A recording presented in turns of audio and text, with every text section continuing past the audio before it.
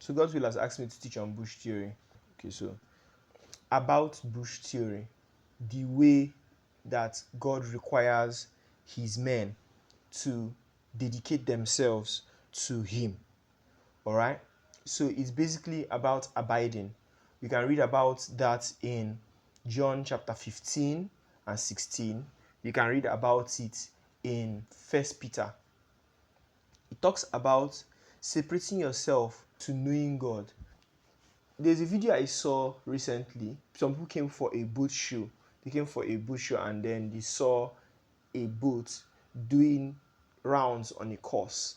And his speed and precision in turning the corners and in never hitting the edge, in speeding up and slowing down, his speed on this was excellent. The first thing that came to my mind was, how many times did he fail? How many times did he go slowly in order to master this? You can also see videos of bikers on Red Bull. Red Bull and ESPN sponsor the showing of these guys. They ride very dangerous tracks. That's what they love doing and that's what they do. A lot of those guys are not popular. Only those who are biking aficionados that know their names. One is not likely to know Eden Hazard within the sphere of digital marketing. You know him if you are a football aficionado. His fame has spread beyond football because of his excellence in the said football, right? This is the kind of thing I want you to picture when we are talking about bush theory. In life, there are different spheres and there are different people and there are different experiences and different journeys. Each person can't be each person. So that means that in each journey, there are certain intricacies that will be excluded from another journey, that are exclusive to the journey that we are speaking of. So let's say, for example, you are trying to get from Lagos to Maiduguri.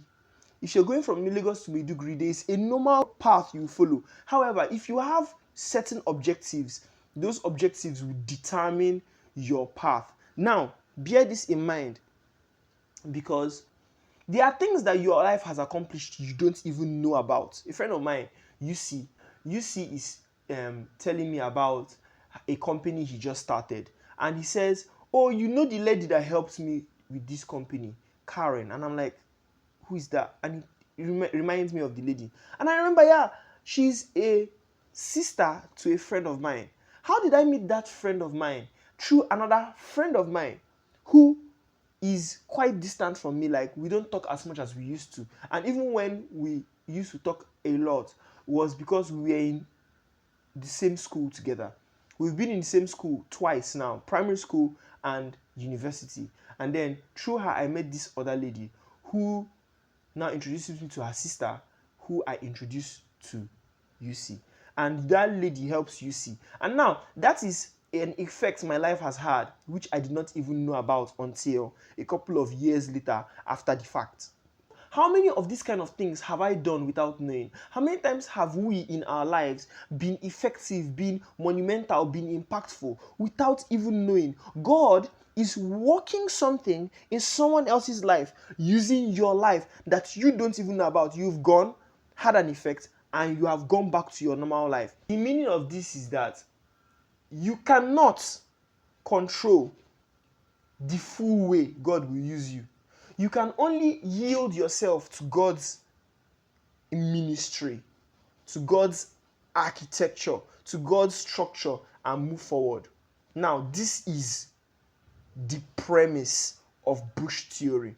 Bush theory is saying that when God wants to use a man, one of the first things he does is separate that man from everyone. Sometimes the isolation is virtual in the sense of just you in your mind separate from everyone because you still be in their midst physically. A good example is Daniel.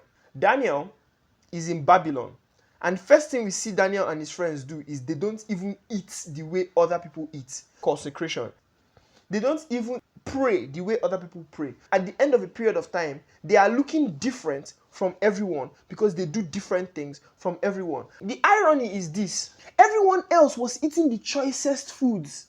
Everyone else was doing the choicest things, was being given the choicest, what everybody regards as the choicest. But these boys, they said, no, we will separate ourselves onto those things that are considered not the choicest, not the best. We'll separate ourselves to those things. And after a period of time, they looked healthier, meaning that their outcome was better than those who had been indulging in the choicest things. Solomon had 700 wives. He needs 2 years to go through all his wives every day. And still, he had 300 concubines. At the end of Ecclesiastes, Solomon says, the preacher says, that all of this is vanity. But the most important thing in life is fear God and enjoy whatever it is he has given you to do on this earth. If God chooses a path for you, to be smarter of you, wiser of you, to just stay on your path. This is bush theory. Jesus, a wiser than Solomon, was offered to be the king of the Jews. Abraham was amongst one of the richest people that ever lived. Leave all that behind and come to a place and become a nomad, walking the deserts. God told him, I'll show you where I'm taking you. So that means that I'm taking you somewhere, I'll not tell you, just come out. Do you trust God enough that he doesn't tell you where you're going, but he's passing you through a place that looks like, this place is giving supper, and you still go? That's bush theory. Bush theory is about being called out, deeming God more important than the world. Moses. Do you notice that God does not come to Moses until he is alone? He calls them out into the desert. God is with them there. Not calling them out to a city when the Israelites get into what we would now call their promised land. They fared worse in their promised land than they fared in the desert, which means that a lot of times the desert is a blessing. We see the wilderness as punishment for them not being able to enter the promised land. But did you see what happened to them in the promised land? They didn't last in the promised land. By the time we get from the book of Judges or Joshua, where they enter the promised land, to 2 Kings, they have been carried into captivity again. Elijah is known for calling down fire. Before he called down fire, he was hiding. When he came back from his retreat, he stages a showdown between him and the prophets of Baal. That's the power of somebody who is in the wilderness, of somebody who is in the bush. Yeah, today we don't really have wildernesses because they don't build a house everywhere. So if you're in Nigeria, which is in my context, we call that kind of behavior bush. You don't go enter bush. Let's go to John the Baptist. John the Baptist was born at a time when it was a dangerous thing to be an infant. The wise men from the east came to Herod and told Herod about Jesus' birth. And now Herod wants to find Jesus. So Herod orders that everybody below 2 years, kill all of them. So John the Baptist would have grown up being accustomed to the wilderness. And he grew up, and what is his diet? Wild locusts and honey. And he wears animal skin, right? And what do we see with a man being left alone? He comes out with a message. One of the things I find most interesting about Christianity, about God, is that you can leave a man alone. Don't indoctrinate him. Don't tell him about any religion. Don't tell him about any politics. And he will come out knowing God. And he will know God in the same, you know, the same God that the man in the city who was being taught by different reverends and pastors, he will know the same God that man knows, but on a deeper level. That's bush theory. Bush theory is that go into a secret place. Go to your secret place. Find your secret place with God. That's bush theory. James 1. If a man thinks he is a worshipper of God, but does not keep a tight rein on his tongue, he is deceiving his own heart. His worship is futile. The form of worship that is clean and undefiled from the standpoint of God and the Father is this: to look after orphans and widows and their tribulation, and to keep oneself without spot from the world. What has God spoken to you? What has God told you in terms of what it is that he wants you to do? And that is the bush there.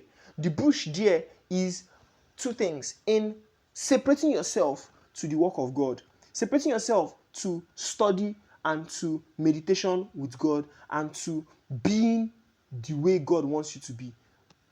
And this way may be painful, it may be annoying, but that's the thing. Would you abandon God's path if it was inconvenient? Would you abandon God's path and go to the more convenient path?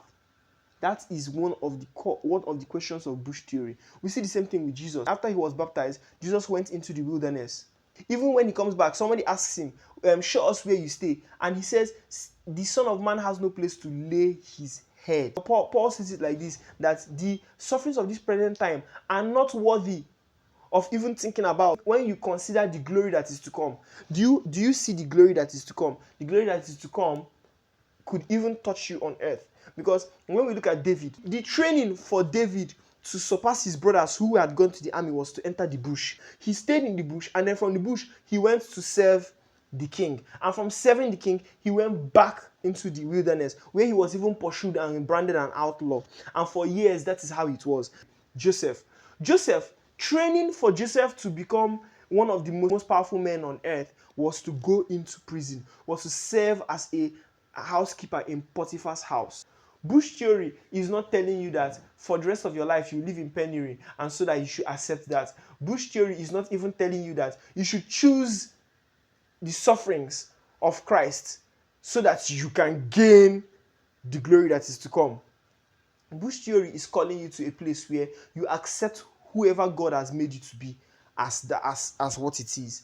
And you stop looking to the east and to the west for your help, but that you satisfy yourself in the Lord, that God becomes your reward. That is what God told Abraham. He said, I am your exceedingly great reward.